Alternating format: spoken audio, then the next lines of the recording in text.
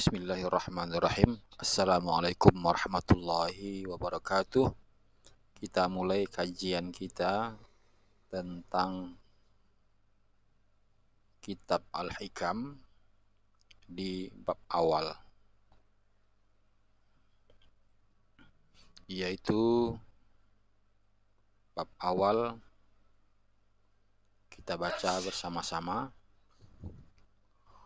Walima kana ilmu tasawufi innama huwa nataijul a'mali as-sahihati wa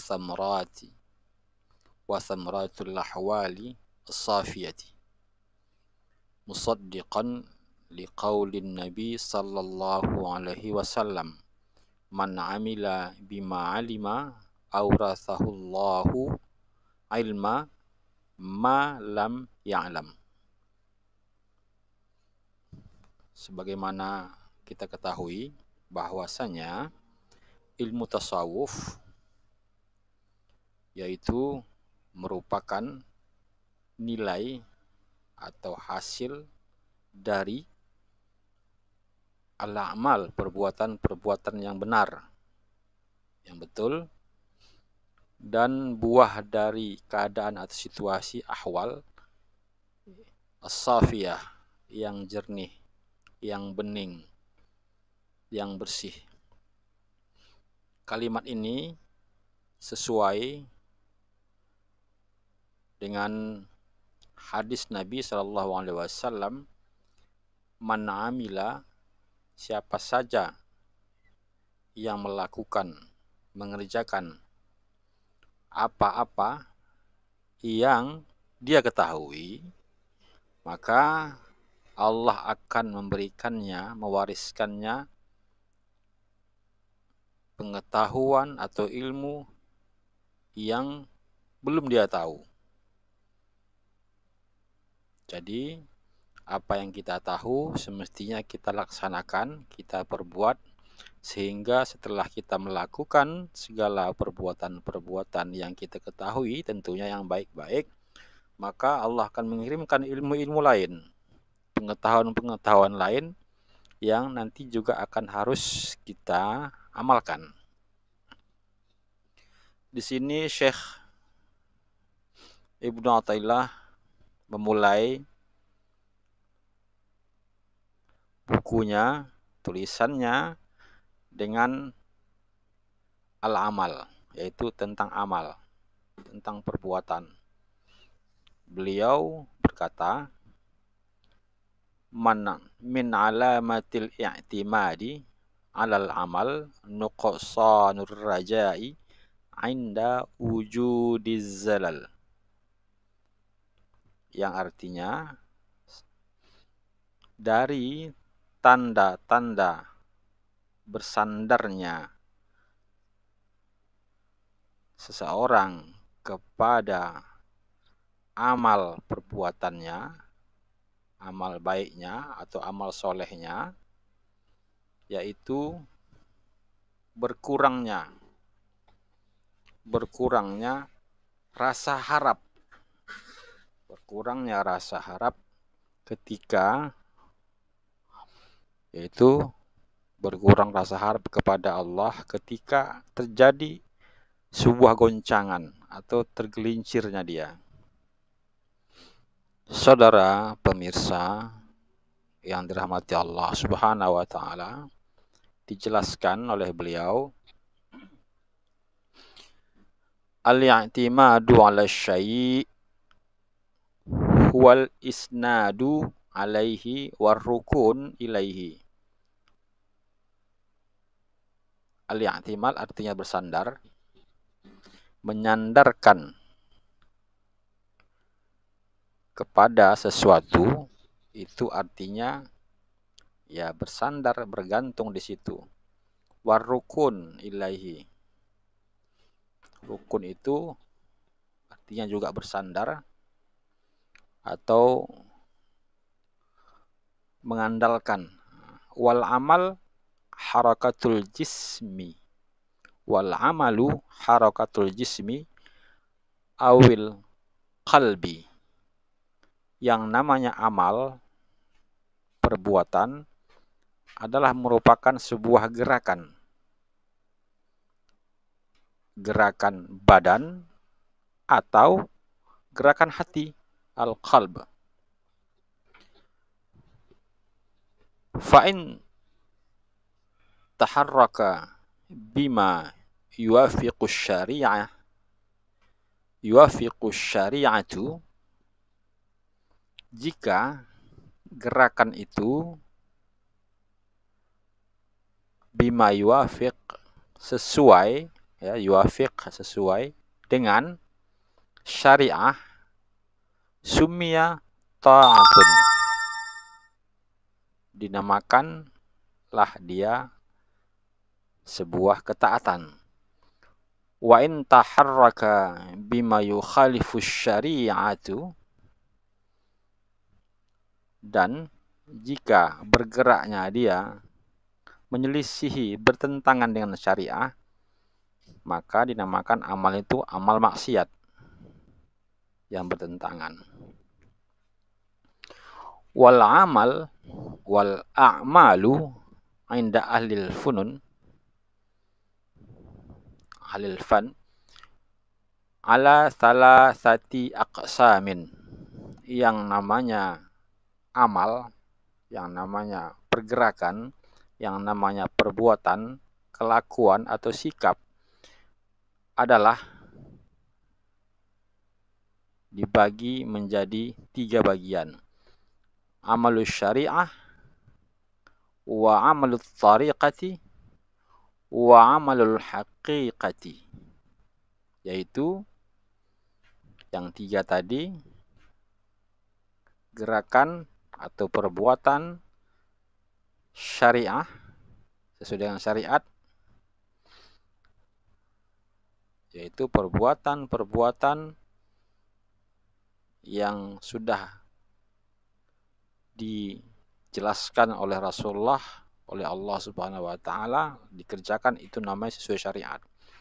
Wa amalut tariqah, perbuatan-perbuatan teknis, cara. Wal haqiqah, nah, perbuatan yang terakhir yaitu hakikat, arti yang sesungguhnya, maksud hikmah dari segala perbuatan-perbuatan itu. Atau au taqulu, bisa juga dengan kata lain kita ibaratkan amalul islami wa amalul imani wa amalul ihsani. Atau secara ringkasnya mungkin bisa kita beri gambaran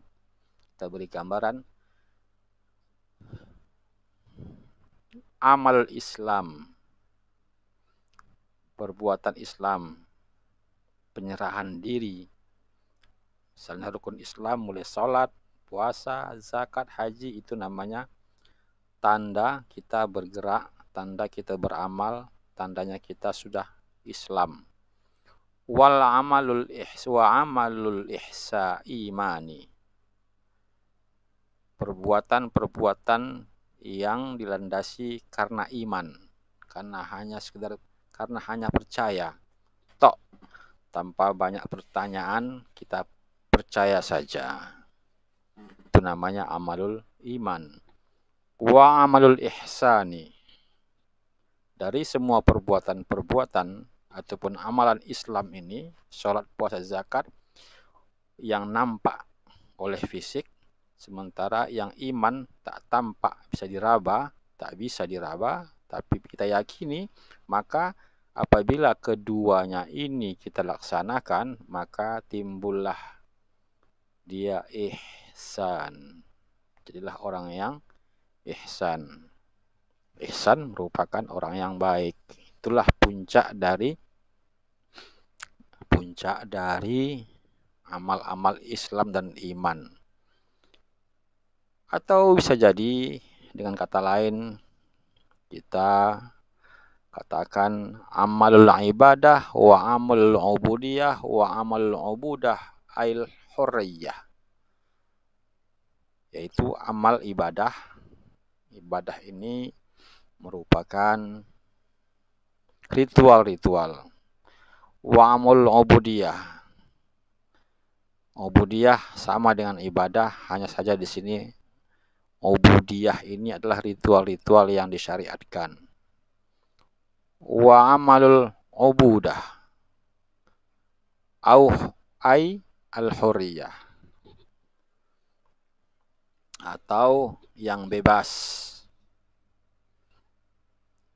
Atau bisa juga kamu atau kita mengatakan amalul ahlil bidayah wa amalu ahlil wasat wa amalu ahlin nihayah.